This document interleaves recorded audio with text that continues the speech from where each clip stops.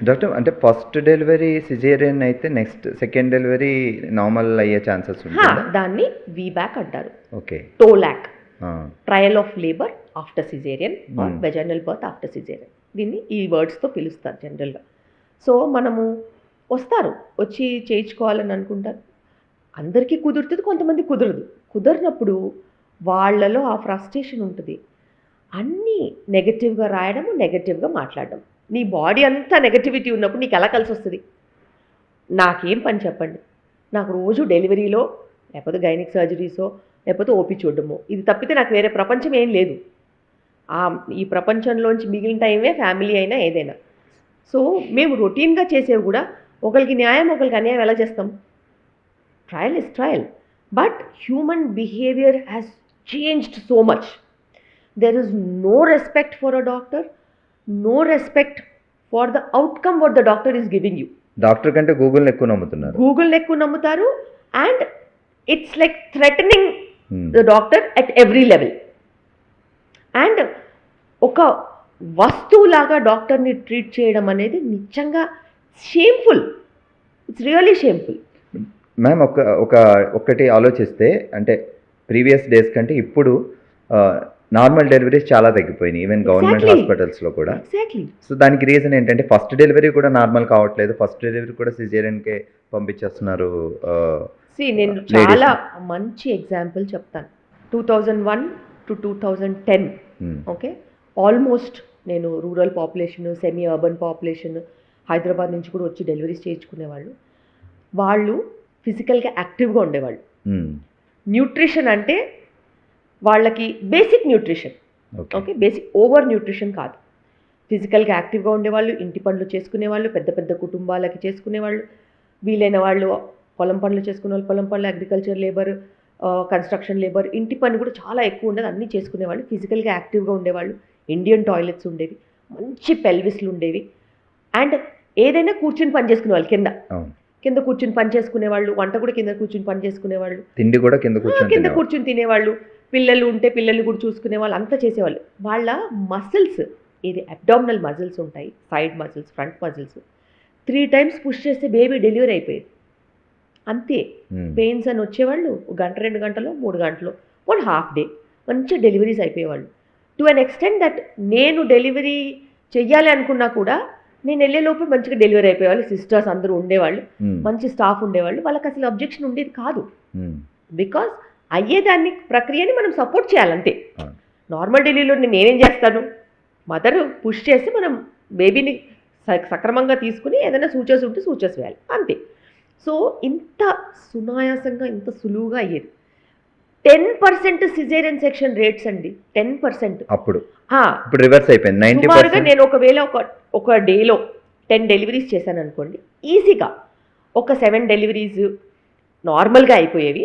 ఒక 1 డెలివరీకి ఏదైనా ఫోర్సెప్స్ పడితే పడేది. 2 డెలివరీస్ సిజేరియన్స్ అయ్యేవి. ఎందుకంటే వాళ్ళు అడ్డంగా ఉండో బేబీ, లేకపోతే కొంచెం పెద్దగా చిన్నగా, ఇలా బీపీ వచ్చో, షుగర్స్ ఉండో, ఇట్లా చిన్న చిన్న ప్రాబ్లమ్స్ ఉండేవి, అలా చేయొచ్చు. ఇప్పుడు ఉన్న పరిస్థితిలో ఫిజికల్ యాక్టివిటీ లేదు, ఓవర్ న్యూట్రిషన్. పేరెంట్స్, ఇన్లాస్ వాళ్ళు ఏమనుకుంటున్నారంటే వీళ్ళకి ఫుడ్ ఎక్కువగా పెట్టేస్తే బేబీ బాగుంటుంది అనుకుంటున్నారు. పని ఎక్కువ చేయించొద్దు, అసలు పనే లేదు.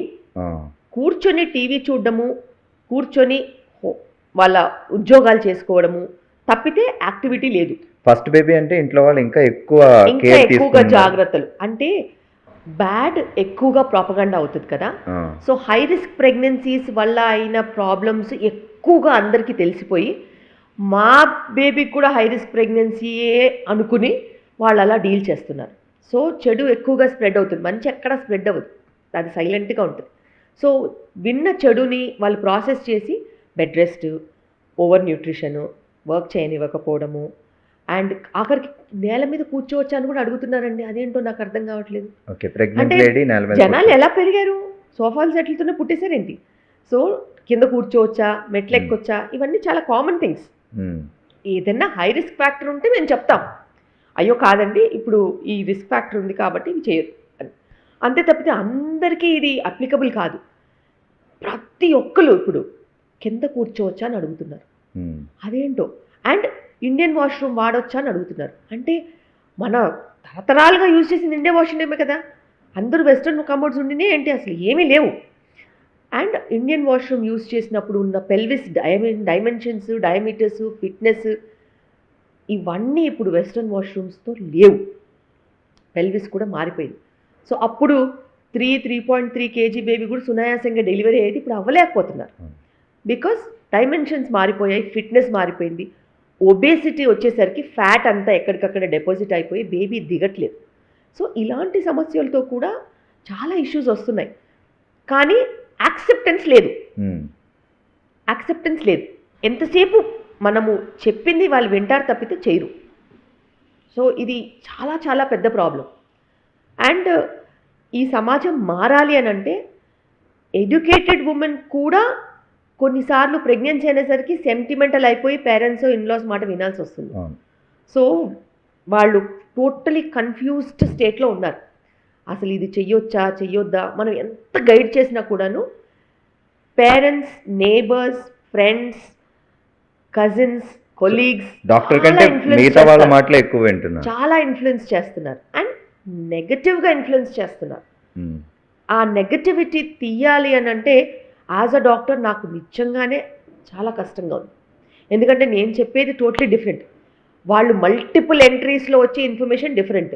ఆ ప్రాసెసింగ్ వల్ల ఏమవుతుందో ఎవరు తెలియట్లా. ఈవెన్ డాక్టర్ సిజేరియన్కి వెళ్ళాలి కంపల్సరీ అన్నప్పుడు కూడా డేట్ చూసుకొని, నక్షత్రాలు చూసుకొని, ముహూర్తాలు చూసుకొని ఎంత సునాయాసంగా చెప్తారంటే, మీ అమ్మాయి కొంచెము ఒక నైట్ వరకు డెలివరీ అవుద్దండి, అలా 2-3 సెంటీమీటర్స్ ఉంది, మీరు అడ్మిట్ అవ్వండి అంటే రోజు బాగాలేదు, ఎల్లుండి ఏదైనా డెలివరీ అయ్యేటట్టు చూడండి, అంత ఈజీగా చెప్తారు. ఇది ఉమెన్కి డేంజరా మ్యామ్? ఇట్లా నిజంగానే చాలా డేంజరస్. ఓకే. అండ్ ఒకవేళ ఏదైనా ప్రాబ్లం ఉంటే ఇంట్లో నుంచి రారు.